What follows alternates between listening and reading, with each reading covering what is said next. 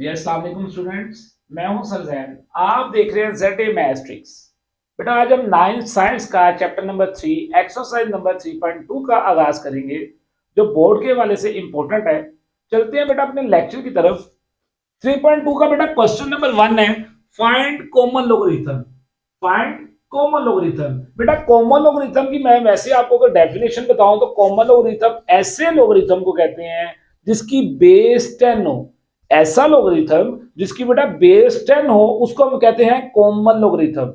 अब question number 1 में हमने अगर इन क्वेश्चंस का कॉमन लोगरिथम निकालना है तो बेटा आपको तीन बातें याद रखनी पड़ेंगी। फर्स्ट ऑफ ऑल आपने गिवन क्वेश्चन को बेटा राउंड ऑफ करना है, स्टेप नंबर 1। स्टेप नंबर 2 आपने कैरेक्टरिस्टिक्स निकालना है। स्टेप नंबर 3 आपने मेंटीसा निकालना है। अगर ये तीन काम आप करेंगे तो आपके पास देन कॉमन लोगरिथम की वैल्यू आएगी। बहुत से बच्चे इस क्वेश्चन को कैलकुलेटर पे वैल्यू को पुट करते हैं, इक्वल का बटन प्रेस करके कहते हैं ले सर आंसर आ गया, लेकिन बेटा ये टोटल रॉन्ग मेथड है। ऐसे क्वेश्चन को ऐसे नहीं सॉल्व करते। इस क्वेश्चन का कुछ तरीकाकार है। कॉमन लोगरिथम निकालने के लिए तीन चीजें निकालनी पड़ेंगी। स्टेप नंबर 1 गिवन क्वेश्चन को राउंड ऑफ करना पड़ेगा, कैरेक्टरिस्टिक्स निकालना पड़ेगा, मेंटीसा निकालना पड़ेगा। चलते हैं बेटा अपने लेक्चर की तरफ। Question number 1 part number 1। बेटा स्टेप नंबर 1 मैंने आपसे कहा गिवन क्वेश्चन को राउंड ऑफ कर दें। 2 3 2.92 can be round off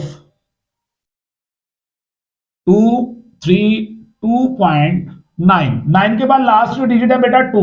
सो यहां तक मैंने इसको राउंड ऑफ कर दिया। स्टेप नंबर 1 हो गया। स्टेप नंबर 2 में क्या किया, करेक्टरिस्टिक्स निकालना है। तो बेटा करेक्टरिस्टिक्स होता क्या है? बेटा आपको पता है साइंटिफिक नोटेशन में पॉइंट हमेशा फर्स्ट डिजिट के बाद होता है, ठीक है। लेकिन अगर इस गिवन क्वेश्चन में आप देखें तो बेटा पॉइंट मेरे पास थर्ड नंबर के बाद है। पॉइंट कहां पर बेटा होना चाहिए? पॉइंट मेरा इधर 2 के बाद होना चाहिए था, इधर। तो बेटा अगर मैं पॉइंट को राइट से लेफ्ट लेके जाऊं फर्स्ट डिजिट के बाद तो कितने डिजिट्स मुझे जाना पड़ेगा? 2 डिजिट्स। अगर पॉइंट थर्ड नंबर पे है, मैं फर्स्ट नंबर के बाद पॉइंट को लगाता हूं तो बेटा मैं पॉइंट को राइट से लेफ्ट लेके गया 2 डिजिट्स, तो वो मेरा बेटा बन गया करेक्टरिस्टिक्स। पॉइंट को राइट से लेफ्ट लेके गया हूं, सो बेटा इस 2 का साइन आएगा पॉजिटिव। अगर मैं पॉइंट को बेटा लेफ्ट से राइट लेके जाता तो साइन आता नेगेटिव। सो ये बेटा स्टेप नंबर 2 था। Step number 3 mantissa. इंग्लिश में भी मेंटीसा, उर्दू में भी मेंटीसा। बेटा मेंटीसा कैसे निकालते हैं, ये स्टेप बहुत इंपॉर्टेंट है। बेटा स्टेप नंबर 1 में हमने गिवन क्वेश्चन को कर दिया राउंड ऑफ। हमारे पास जो लास्ट वाला डिजिट था इसको हमने खत्म कर दिया, ठीक है। क्वेश्चन हमारा जो है गिवन क्वेश्चन जो था वो राउंड ऑफ हो गया। Step number 2 characteristics. हम पॉइंट को जितने डिजिट्स आगे पीछे करते हैं वो बन जाता है कैरेक्टरिस्टिक्स। और अगर पॉइंट राइट से लेफ्ट जाएगा साइन पॉजिटिव आएगा कैरेक्टरिस्टिक्स का, और अगर पॉइंट लेफ्ट से राइट जाएगा तो बेटा उसका साइन क्या आएगा? नेगेटिव आएगा। Step number 3 mantissa. कैसे कैलकुलेट करते हैं? बेटा मैं हमेशा जब भी मेंटीसा निकालूंगा हमेशा बेटा फर्स्ट 2 डिजिट्स को हमेशा देखते हैं थर्ड में और लॉग टेबल यूज करते हैं। लाइक देखिएगा मेरे पास ये वैल्यू है 23 और 2 और 9। बेटा मेरे पास जो फर्स्ट 2 डिजिट्स हैं वो है 23। बेटा मैं फर्स्ट 2 डिजिट्स को देखूंगा थर्ड में, यानी 23 को देखूंगा 2 में। तो देखते हैं लॉग टेबल की तरफ। बेटा आपकी बुक में लास्ट में लॉग टेबल दिया हुआ है, मैंने उस लॉग टेबल को बोर्ड पर मेंशन कर दिया है ताकि आपके समझने में आसानी हो। बाज़ औक़ात क्वेश्चन समझाया जाता है बच्चों को समझ नहीं आती बुक से, मैंने बुक वाला टेबल सारा यहां पर मेंशन कर दिया है। सो इधर इंशाल्लाह आपको इजीली समझ आ जाएगा। 23 को थर्ड नंबर में देखना है यानी 2 में। बेटा देखिएगा यहां से हम स्टार्ट करेंगे 10 से लेकर ये पड़ा हुआ है बेटा 20। ये बेटा मेरे पास आ गया 20। 23 को बेटा हमने देखना 2 में। 23 को 2 में 0 1 2, ये 2 में हम देखें तो 23 के सामने 2 पर हमारे पास बेटा वैल्यू आ रही है 3655। जब मैंने 23 को बेटा 2 में देखा मेरे पास वैल्यू आ गई 3655। 3655। अब 23 को 2 में देख लिया, आंसर आ गया। बेटा ये फोर्थ नंबर जो है 9, इसको कहते हैं मीन डिफरेंस। आप इसी 23 की रो में जाएंगे ये मेन डिफरेंस का कॉलम स्टार्ट हो गया। बेटा मैंने 23 की सीधी रो में गया, ऊपर देखा 9 के नीचे क्या वैल्यू पड़ी है 17। 23 की रो में गया, मेन डिफरेंस में देखा 9 पर क्या वैल्यू आ रही है 17। बेटा वो 17 इसमें एड अप हो जाएगा, तो ये बन जाएगा 3672। तो ये मेरा मेंटीसा का आंसर आ गया। This is step number 3। और बेटा इसका हमें आंसर लिखना है। आंसर कैसे लिखते हैं वो देखिएगा। कॉमन लॉगरिथम का आंसर, कैरेक्टरिस्टिक्स, पॉइंट लगा के बेटा मेंटीसा का आंसर। ये मेरे पास बेटा आंसर आ गया कॉमन लॉगरिथम का। ये थे इसके 3 स्टेप्स, नहायत आसान। वही 3 स्टेप बेटा इन तीनों क्वेश्चन में यूज होंगे। चलते हैं आगे क्वेश्चन की तरफ। 29.326 कैन बी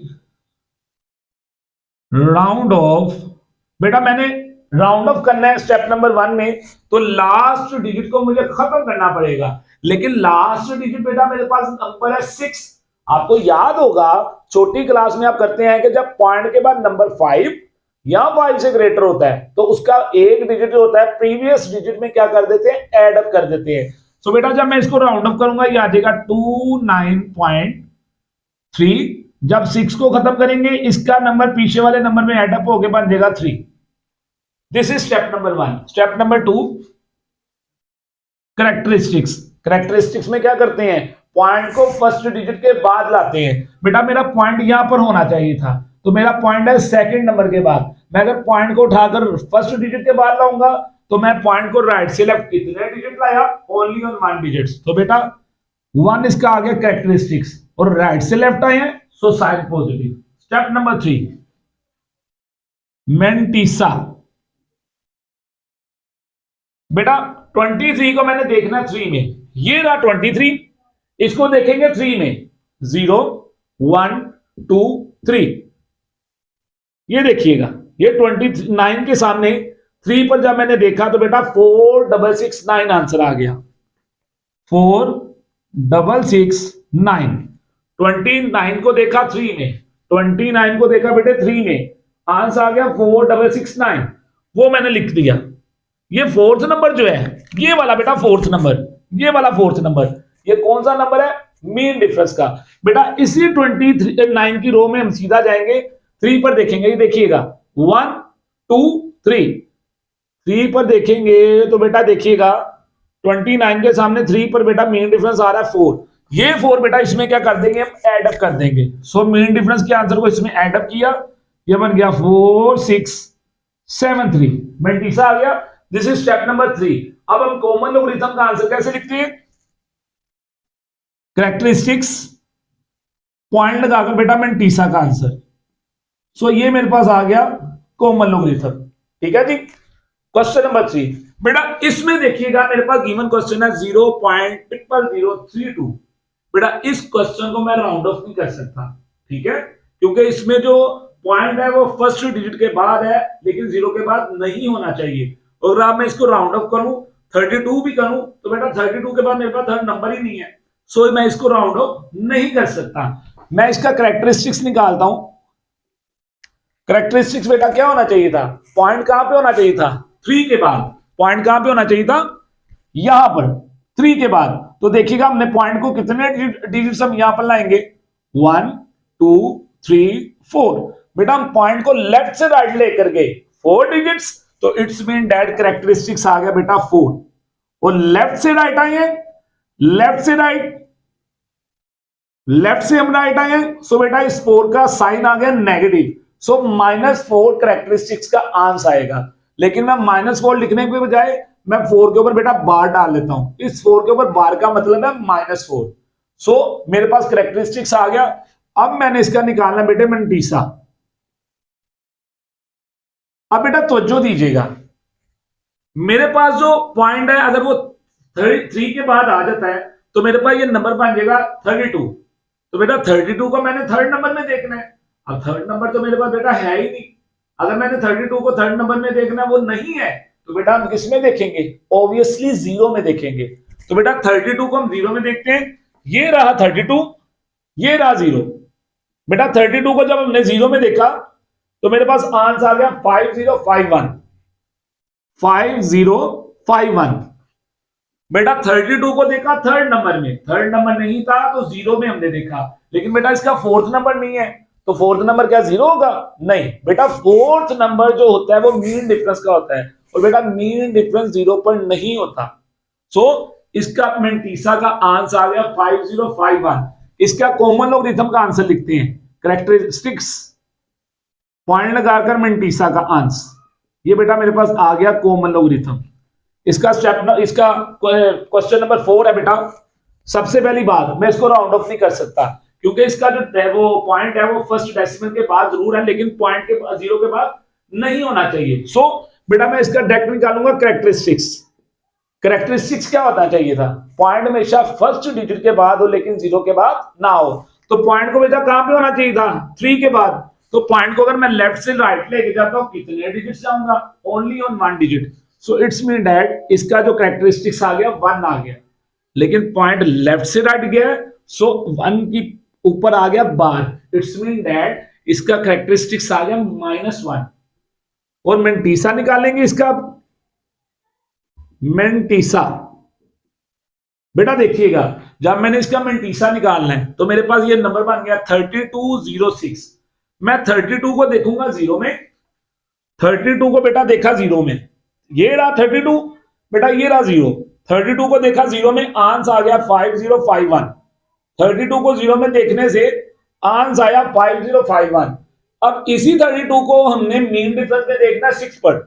32 को बेटा मीन डिफरेंस में देखा 1 2 3 4 5 6। बेटा ये आ रहा है इसका आंसर 8।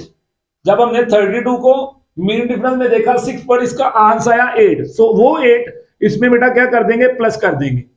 तो ये मेरे पास बन जाएगा 5059। ये आ गया मेंटीसा का आंसर। लेकिन कॉमन लॉगरिथम कैसे लिखते हैं? कैरेक्टरिस्टिक्स पॉइंट लगाकर मेंटीसा का आंसर। सो ये था बेटा एक्सरसाइज नंबर 3.2 का क्वेश्चन नंबर 1।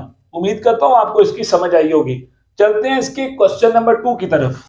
स्टूडेंट अब हम एक्सरसाइज नंबर 3.2 का क्वेश्चन नंबर 2 स्टार्ट करने लगे हैं। क्वेश्चन नंबर 2 कहता है इफ log 31.09 अगर इक्वल हो 1.4926 के, देन फाइंड द वैल्यू। बेटा मैंने आपको बताया था first of all common logarithm ऐसा लॉगरिथम जिसकी बेस 10 हो वो कॉमन लॉगरिथम कहलाता है। सेकंड डेफिनेशन, ऐसा लॉगरिथम जिसकी बेस ई हो बेटा वो नेचुरल लॉगरिथम कहलाता है। थर्ड बात कैरेक्टरिस्टिक्स, बेटा पॉइंट से पहले जो इंटीग्रल पार्ट होता है उसको हम कहते हैं कैरेक्टरिस्टिक्स, और पॉइंट के बाद जो वैल्यू होती है उसको हम क्या कहते हैं? मेंटीसा। तो बेटा ये जो गिवन क्वेश्चन है इसमें उसने log 31.09 की वैल्यू निकालकर हमें बताई हुई है। सबसे पहली बात, हमने इस गिवन क्वेश्चन में से निकालना है कैरेक्टरिस्टिक्स। अगर मैंने इसकी वैल्यू को कैलकुलेट करना है, मैं सबसे पहले इसका निकालूंगा कैरेक्टरिस्टिक्स। बेटा इसमें तो पॉइंट फर्स्ट डिजिट के बाद है, तो इसका कैरेक्टरिस्टिक्स क्या आएगा? 0 आएगा।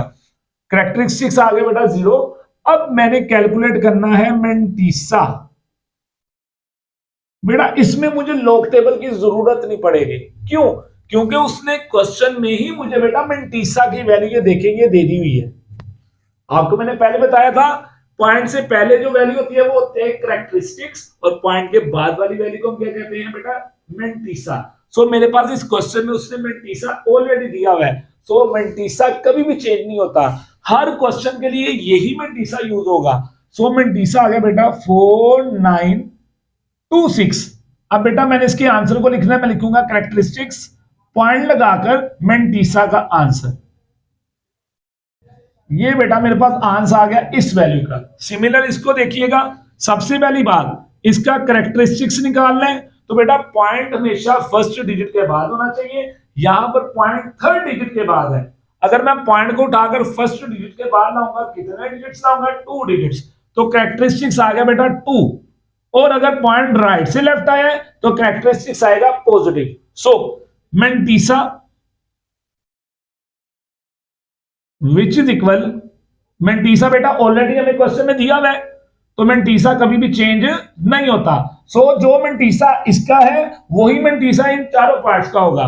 और अगर मैंने इसके क्वेश्चन को अब आंसर को लिखना है तो बेटा करेक्टरिस्टिक्स लिखूंगा, पॉइंट लगाकर बेटा मेंटिसा का आंसर।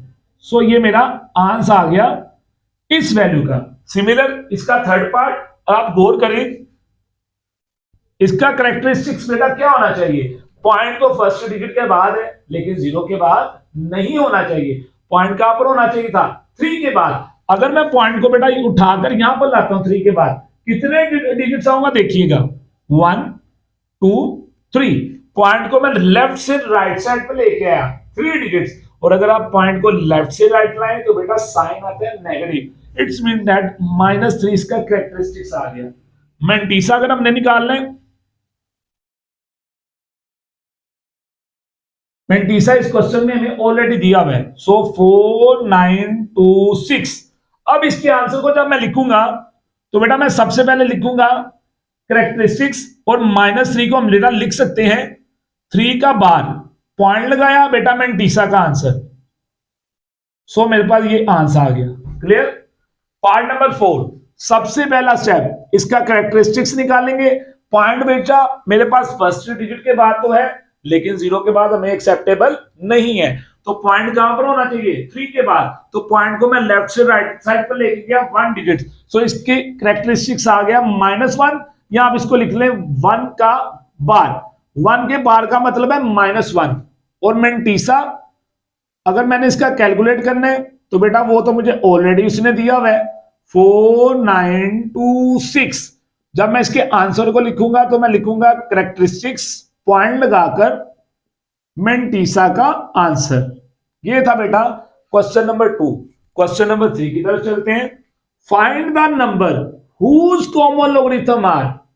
वो नंबर कैलकुलेट करें जिसका ये कॉमन लोगरिथम है। बेटा ये क्वेश्चन नंबर 1 का उल्टा है। क्वेश्चन नंबर 1 में हमने कॉमन लोगरिथम कैलकुलेट करना था, क्वेश्चन नंबर 3 में हमें कॉमन लोगरिथम दिया गया है, कहता है वो नंबर फाइंड करें जिसका ये कॉमन लोगरिथम है। सो हम इसको लेट कर लेंगे, late log of x which is equal 3.5621। हमने गिवन क्वेश्चन को लेट कर लिया log x के। अब बेटा log इधर x से हो रहा है मल्टीप्लाई, अगर मैं इस log को उठाकर दूसरी साइड पर ले जाऊं तो log दूसरी साइड पर जाकर हमेशा बन जाता है anti log। So x which is equal anti log 3.5621। बेटा अगर मैंने इसका एंटी लॉग निकालना है तो बेटा हम क्या करेंगे, कैलकुलेटर पर एंटी लॉग कैसे निकालते हैं? शिफ्ट के बाद लॉग प्रेस किया, ये बन गया एंटी लॉग। मैंने निकाला 3.5621। सो बेटा मेरे पास जो इसका एंटी लॉग आ गया वो आ गया 3649। ये मेरे पास बेटा आंसर आ गया। इट्स मीन दैट इस नंबर का कॉमन लोगरिथम ये आता है। क्वेश्चन नंबर 2 की तरफ चलते हैं। मैं सबसे पहली बार मैं इसको बेटा लेट कर लूंगा। अच्छा, इसको लेट करने से पहले जरा देखिएगा स्टूडेंट्स, आपको पता है 1 बार 0.7427 इक्वल होता है। 1 बार का मतलब है -1, पॉइंट के बाद है 0.7427, इसको मैं लिख सकता हूं प्लस 0.7427, बिकॉज 1 बार का मतलब होता है -1 और उसमें अगर हम प्लस करें 0.7427 को तो बेटा आंसर यही आता है। अब -1 में बेटा अगर आप इसको प्लस करें, -1 में -1 प्लस 0.7427, सो बेटा इसका जो आंसर आता है ना वो आता है -0.2573। इट्स मीन दैट आप ये समझ लें, ये जो क्वेश्चन है आपने इसको क्या किया, 1 बार को लिख लिया -1, पॉइंट के बाद वाली वैल्यू को आपने इसमें कर दिया प्लस। आपने इन दोनों को जब प्लस माइनस किया तो ये आंसर आ गया। इस वैल्यू को बेटा हमने लेट कर लिया, late log of x which is equal -0.52573। बेटा log इधर x से हो रहा है मल्टीप्लाई, दूसरी तरफ जाकर बन जाएगा एंटी log।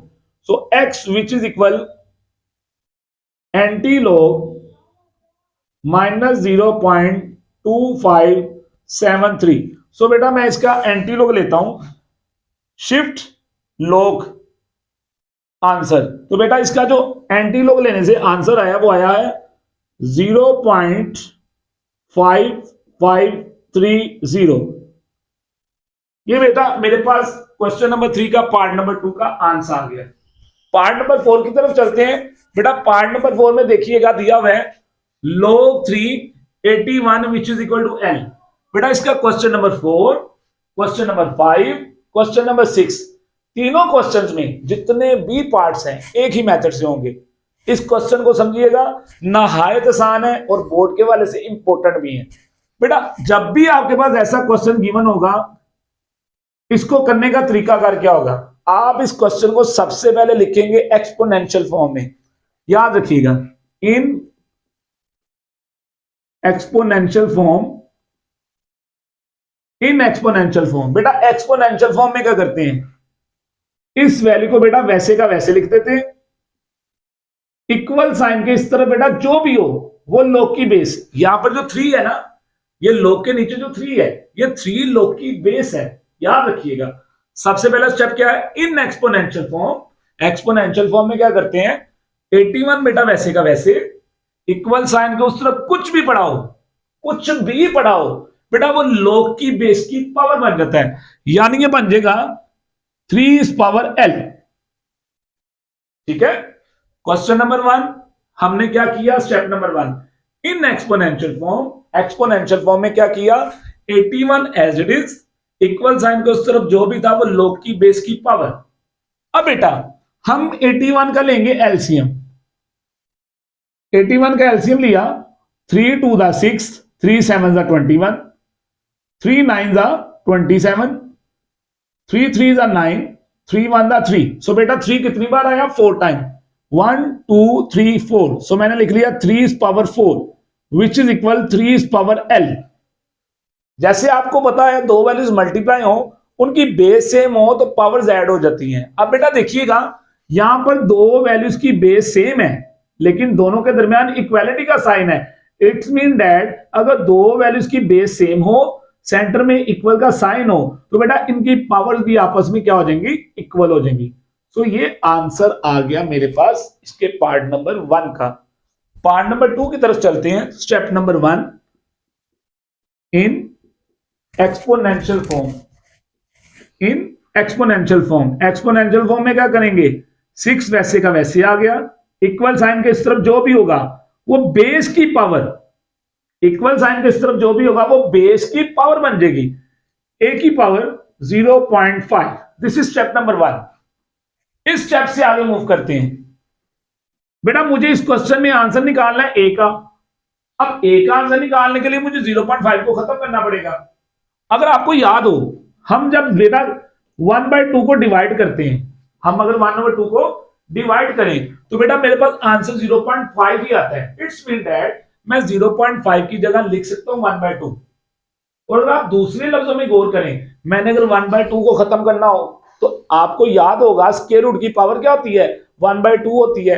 आप स्क्वायर रूट को खत्म करने के लिए क्या करते हैं, स्केल लेते हैं। तो बेटा जब मैं इसका बोथ साइड पर स्केल लूंगा, इसकी पावर 1/2 ऑब्वियसली कैंसिल आउट हो जाएगी। देखिएगा स्केयर ऑन बोथ साइड, बेटा ये बन गया 6 का square which is equal to a is power 2 multiply 1/2। 2 2 से कट गया, बेटा इधर बच गया ए। और 6 की पावर 2 का मतलब होता है 6 को 2 टाइम मल्टीप्लाई करें, 6 6 था 36। तो बेटा ए का आंसर आ गया 36। ये था इसका पार्ट नंबर 2। उम्मीद करता हूं आपको इसकी समझ आई होगी। बहुत इजी मेथड में आपको बता रहा हूं। पार्ट नंबर 3 की तरफ चलते हैं। सबसे पहला स्टेप इन एक्सपोनेंशियल फॉर्म। बेटा इसमें n वैसे का वैसे आ गया, इक्वल साइन को सिर्फ जो भी है वो log की बेस की पावर 5 की पावर 2। 5 की पावर 2 का मतलब है 5 को 2 टाइम मल्टीप्लाई करें, 5 5 25। सो बेटा ये इसका आंसर आ गया। ये था बेटा इसका पार्ट नंबर 3। चलते हैं पार्ट नंबर 4 की तरफ।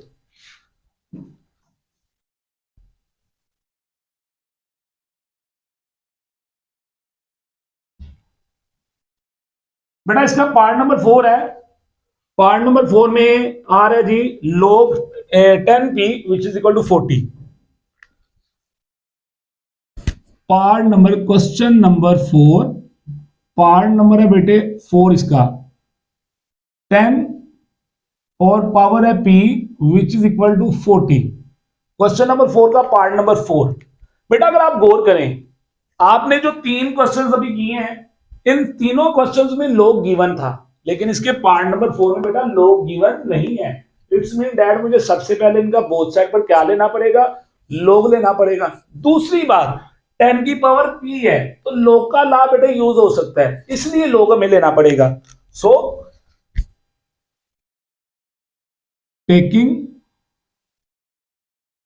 log on both side, so बेटा ये बन जाएगा log of 10 is power p which is equal to log 40। बेटा log का ला यूज हुआ, जब भी log के आगे पावर आ जाए, जब भी log के आगे बेटा पावर आ जाए, log इस पावर को उठाकर स्टार्ट में ले आता है। सो p आ गया स्टार्ट में into log of 10 which is equal log 40।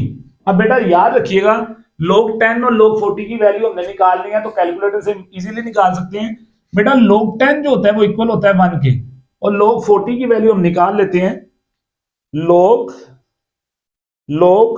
40 which is equal to 1.6020। बेटा p 1 से मल्टीप्लाई हुआ p आ गया, सो p का जो आंसर आ गया 1.6020 आंसर आ गया।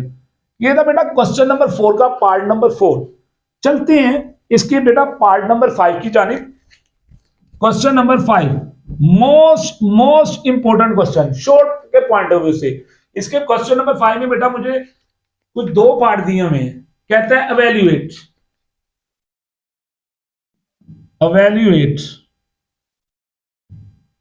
Part number 1 log 2 into 1 by 128। बेटा क्वेश्चन नंबर 5 स्टेटमेंट क्या है, एवेल्युएट। बेटा अगर आप गौर करें इस क्वेश्चन में, इन तीनों क्वेश्चंस में क्या फर्क है, उसमें इक्वालिटी दी हुई है, इसमें इक्वालिटी नहीं दी हुई। बेटा अगर इसमें इक्वालिटी दी होती हम इस क्वेश्चन को भी इसी मेथड से सॉल्व करते, तो हम क्या करेंगे, हम लेट कर लेंगे, let which is equal to x। मैंने बेटा इसको लेट क्यों किया, क्योंकि अगर मैं इसको लेट करूंगा x के इक्वल, तो ये भी इस फॉर्म में क्वेश्चन बन जाएगा। जो मेथड हमने इसके ऊपर अप्लाई किया वही मेथड इसके ऊपर अप्लाई होगा। देखिएगा इन एक्सपोनेंशियल फॉर्म में क्या करते हैं, ये वैल्यू बेटा वैसे की वैसे आ गई, इक्वल साइन के इस तरफ जो भी है वो log की बेस की पावर, इट्स मीन दैट 2 की पावर x। नेक्स्ट स्टेप बेटा 128 का हम लेंगे एलसीएम। जैसे हमने यहां पर 81 का एलसीएम लिया तो बेटा हमारे पास आया था 3 की पावर 4। इसी तरह 128 का आप एलसीएम लें, 2 6 12, 2 4 8, 2 3 6, 2 2 4, 2 1 2, 2 6 12, 2 8 16, 2 4 8, 2 2 4, 2 1 2। तो बेटा 2 मेरे पास आ गया 7 टाइम्स। इट्स मीन दैट मैं इसको लिख सकता हूं 2 is power 7 which is equal to 2 is power x। इससे नेक्स्ट स्टेप क्या होगा बेटा, ये 2 की पावर 7 नीचे पॉजिटिव है, ऊपर जाएगा तो इसकी पावर बन जाएगी नेगेटिव। देखिएगा इनकी बेस आपस में क्या होगी, सेम होगी है। अगर बेस बेटा सेम है और इनके दरमियान इक्वालिटी का साइन है, इट्स मीन दैट इनकी पावर्स भी हम आपस में इक्वल कर सकते हैं। सो ये मेरे पास बेटा आंसर आ गया इसका पार्ट नंबर 1 का। पार्ट नंबर 2 की तरफ चलते हैं जो बोर्ड के वाले से इंपॉर्टेंट है, आ चुका है बेटा। इसका पार्ट नंबर 2 कहता है,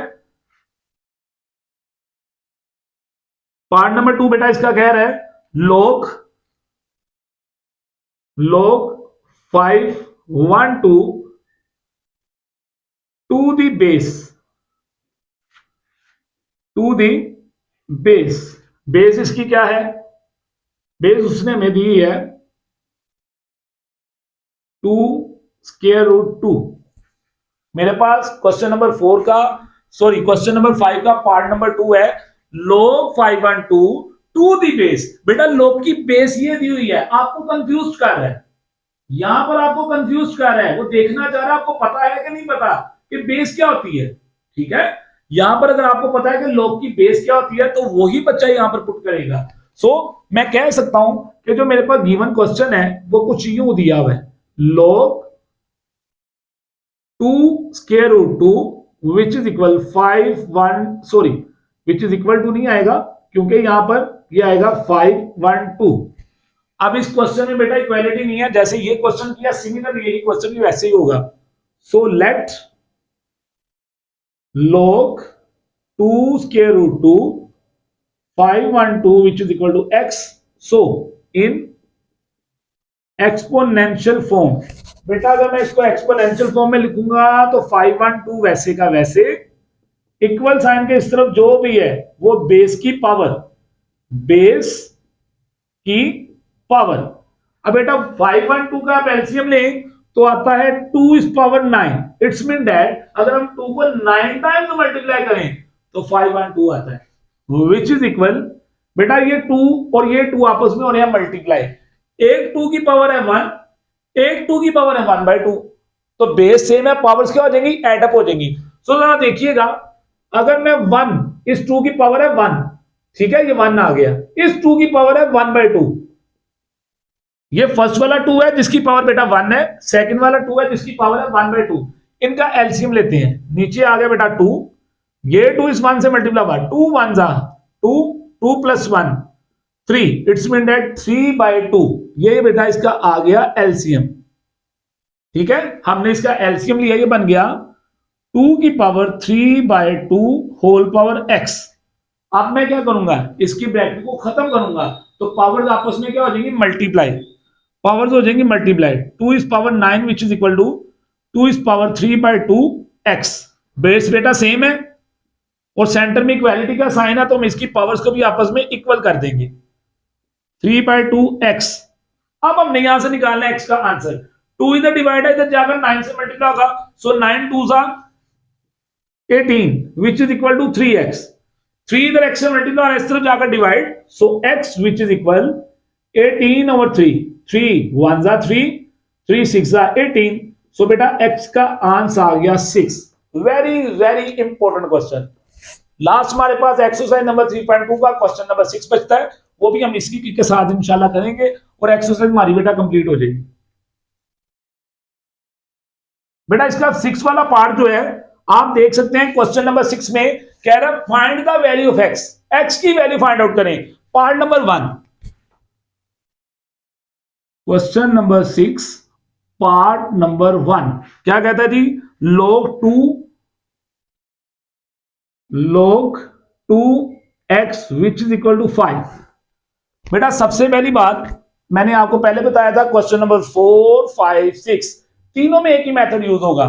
सो हम लिखेंगे इन एक्सपोनेंशियल फॉर्म। सो बेटा ये x वैसे का वैसे आ गया, इक्वल साइन के उस तरफ जो भी है वो बेस की power, 2 is power 5, 2 is power 5, बेटा 2 को 5 टाइम मल्टीप्लाई करें तो बनता है 32, ये बेटा x का आंसर आ गया। This is part number 1। Part number 2, part number 2 में बेटा जी कह रहा है log 81 9 which is equal to x। बेटा इसको सॉल्व आउट करते हैं वही तरीका कार, इन एक्सपोनेंशियल फॉर्म, बेटा 9 वैसे का वैसे, इक्वल साइन के इस तरफ जो भी है वो बेस की पावर 81 की पावर x। अब बेटा देखिएगा मेरे पास इस तरफ है 9, मेरे पास इस तरफ है 81, क्या 9 के टेबल में 81 आता है, कहां पर 9 पर, तो 9 का स्केल लिख सकते हैं, लिख सकते हैं, ये आ गया 9 विच इज इक्वल टू 9 की पावर 2 की होल पावर x। बेटा ब्रैकेट खत्म होगी तो पावर्स आपस में मल्टीप्लाई हो जाएंगी, तो ये बन जाएगा 2x। अब इधर 9 की पावर है 1, इधर है 9 की पावर 2x। जब बेटा बेस इक्वल हो तो पावर्स भी आपस में क्या हो जाती हैं, इक्वल हो जाती हैं। 2 इधर x से मल्टीप्लाई और इस तरफ जाकर डिवाइड हुआ, तो x का आंसर आ गया 1/2। ये था स्टेप, ये था पार्ट नंबर 2। पार्ट नंबर 3 पे चलते हैं। पार्ट नंबर 3 है जी log 64 8 which is equal x by 2। बहुत इजी है ये भी, तरीकाकार वही। इन एक्सपोनेंशियल फॉर्म, बेटा एक्सपोनेंशियल फॉर्म में 8 वैसे का वैसे आ गया, इक्वल साइन के इस तरफ जो भी है वो बेस की पावर बन गया। अब आप गौर करें, जैसे यहां पर 9 था तो ये 9 का स्क्वायर बना, यहां पर 8 है तो ये 8 का स्क्वायर बन जाएगा। 8 विच इज इक्वल 8 का स्क्वायर की होल पावर x बाय 2। बेटा गौर करें, अगर ब्रैकेट को हम ओपन करेंगे ये 2 इस नीचे वाले 2 से कैंसिल आउट हो जाएगा, सो मेरे पास आ जाएगा 8 which is equal 8 is power x। So base same है, सेंटर में इक्वल का साइन है, it's mean that power will be equal. So बेटा यहां पर x की 8 की पावर है 1, यहां पर 8 की पावर x, सो बेटा ये आ गया x which is equal to 1। ये था बेटा इसका पार्ट नंबर 3। चलते हैं पार्ट नंबर 4 पर। पार्ट नंबर 4, बेटा पार्ट नंबर 4 है log x 64 which is equal to, बेटा तरीकाकार वही तरीकाकार, हम सबसे पहले इसको लिखेंगे in exponential form. Exponential form में 64 वैसे का वैसे आ गया, इक्वल साइन के तरफ जो भी है वो बेस की पावर x की पावर 2। ये क्वेश्चन इंपॉर्टेंट है, यहां पर हम क्या करेंगे देखिएगा बेटा, 64 which is equal to x की पावर 2। बेटा 64 किसका स्क्वायर होता है, अभी हमने देखा 8 का स्क्वायर। देखिएगा अगर मैं इसको 8 का स्क्वायर लिख सकता हूं और यहां पर क्या पड़ा हुआ है x का स्क्वायर, तो जो दीजिएगा ये क्वेश्चन थोड़ा सा डिफरेंट है सब क्वेश्चन से, आपने अभी तक ऐसा क्वेश्चन नहीं किया होगा। देखिएगा 64 को लिखा हमने 8 का स्क्वायर, ब्रैकेट को ओपन किया तो वो बन गया x स्क्वायर। बेटा अब इसमें तो बेस इक्वल ही नहीं है, लेकिन क्या इनकी पावर्स इक्वल है, देखिएगा इधर भी 2 है इधर भी 2 है। तो बेटा जब बेस इक्वल होती है तो पावर्स भी इक्वल हो जाती हैं, तो बेटा जब पावर इक्वल होगी क्या बेस इक्वल नहीं हो सकती, ऑब्वियसली इक्वल होगी। सो बेटा यहां पर x का आंसर आ गया 8। ये था पार्ट नंबर 4। लास्ट पार्ट बेटा आज के लेक्चर का पार्ट नंबर 5 है log 3x which is equal to 4। बेटा इस क्वेश्चन को भी इसी मेथड से करेंगे। सो हम लिखेंगे इन एक्सपोनेंशियल फॉर्म, बेटा x वैसे का वैसे, इक्वल साइन के तरफ जो भी है बेस की पावर, सो 3 इज पावर 4। बेटा ब्रैकेट को ओपन करूंगा तो 3 की पावर 4 बन जाएगा, 3 को 4 टाइम मल्टीप्लाई करें तो क्या आता है 81 आता है। So x which is equal to 81। ये था बेटा आज का लेक्चर एक्सरसाइज नंबर 3.2, जिसका हमने क्वेश्चन नंबर 1 किया, उसमें हमने कैलकुलेट किया कॉमन लॉगरिथम। क्वेश्चन नंबर 2 किया जिसमें हमें कुछ लॉग की वैल्यूज थी, उसका हमने आंसर निकाला। क्वेश्चन नंबर 3 किया जिसमें हमें कॉमन लॉगरिथम दिया गया था, हमने वो नंबर कैलकुलेट किया जिसका वो कॉमन लॉगरिथम दिया गया था। Question number 4, question number 5, question number 6, तीनों क्वेश्चंस में एक ही मेथड। सबसे पहले एक्सपोनेंशियल फॉर्म में लिखा, लिखने के बाद बेटा हमने उसका x का, l का, p का हमने आंसर निकाल लिया। तो बेटा उम्मीद करता हूं आपको लेक्चर की समझ आई होगी। इंशाल्लाह ताला जो नेक्स्ट हमारा लेक्चर होगा बेटा वो एक्सरसाइज नंबर 3.3 पर होगा। तो अगर तो अभी तक आपने मेरे चैनल को बेटा सब्सक्राइब नहीं किया, मेरे चैनल को सब्सक्राइब करना मत भूलिएगा। इंशाल्लाह मिलते हैं नेक्स्ट लेक्चर में। अल्लाह हाफिज।